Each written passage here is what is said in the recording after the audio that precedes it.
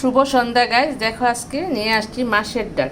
মাছের ডালটা ভেজে নিয়েছি আর এটা এখন সিদ্ধ করে পেস্ট করে নেব, তারপরে রান্নাটা করব। আর এইদিকে দেখো মাছের মাথা, কাতল মাছের মাথা আর লেজ দিয়ে আজকে রান্না করব আমি মাছের ডালটা। তোমরা ভিডিওটা দেখতে থাকো, আশা করি ভালো লাগবে।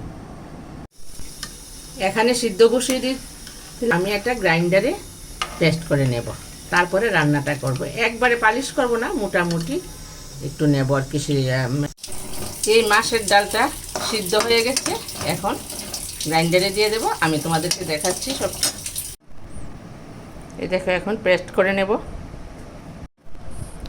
খুব সুন্দর হয়েছে, বাটাটা একদম মিশে গেছে। আর তোমরা ইচ্ছা করলে শিলনোড়ায়ও বাটতে পারো। আমি মাঝে মাঝে শিলনোড়ায় বাটি, কিন্তু আজকে গ্রাইন্ড করে নিলাম। গ্রাইন্ড করলে সবচেয়ে বেশি ভালো হয়, পরিশ্রম কম। আমি হলুদ আর নুন দিয়ে তেলটা গরম করে নিলাম, মাছের মাথাটা ভেজে নেব।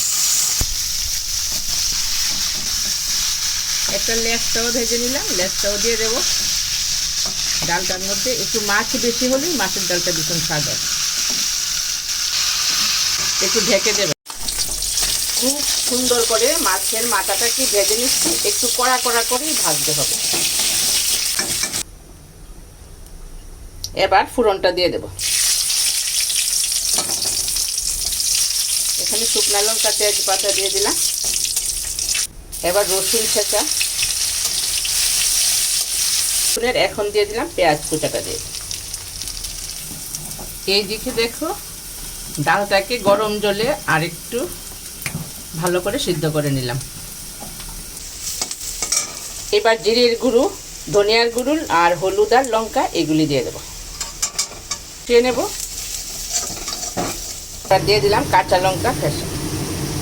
কাঁচা লঙ্কাটা একটু পেস্ট করে নিয়েছি, এটা দিয়ে দেবো।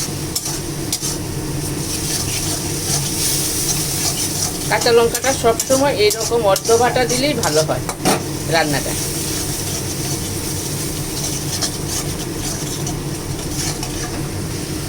এখন দিয়ে দিলাম সেই ভেজে রাখা মাথা আর লেজটাও দিয়ে দিলাম। মাছের ডালের মধ্যে যত বেশি মাছ হবে তত বেশি স্বাদ হবে। আর মাছের মাথা দিয়ে করলে খুব ভালো হয় রান্নাটা, খুব বেশি স্বাদ হয়। তোমরা একবার করে খেয়ে।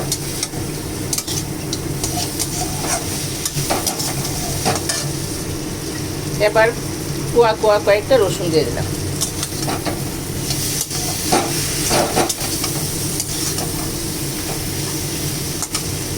এখন দিয়ে দেব সেই মাছের ডালটা।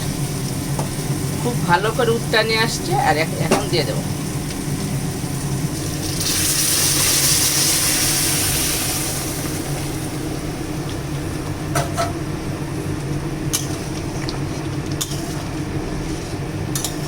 খুব টেস্টি একটা রান্না, আশা করি তোমাদের ভালো লাগবে বন্ধুরা। ভালো লাগলে একটা লাইক, একটা সাবস্ক্রাইব দিয়ে আমার পাশে থেকো।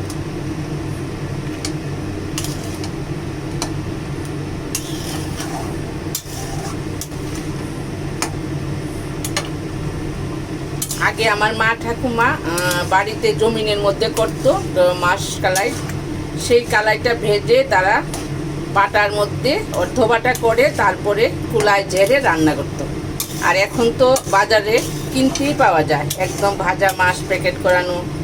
তোমরা ইচ্ছা করলে ভাজা মাছটা কিনে এনেও খেতে পারো। সেই মাছের ডাল এখন সব দোকানেই পাওয়া যায়।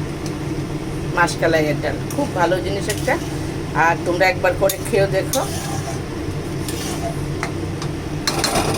রান্নাটা মোটামুটি কমপ্লিট হয়ে গেছে, সব কিছুই পড়ে গেল, আর কিছুই দিতে হবে না। একটু পরে নামিয়ে নেব, আর একটু সিদ্ধ হবে, তারপরে নামিয়ে নেব। এখন দিয়ে দিলাম স্বাদ মতো নুন।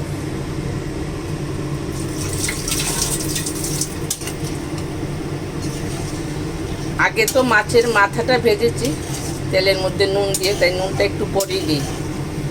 যদি লাগে তবে দেবো, নতুবা দেবো না, এটাই ছিল। একটু লাগবে তাই দিয়ে দিলাম।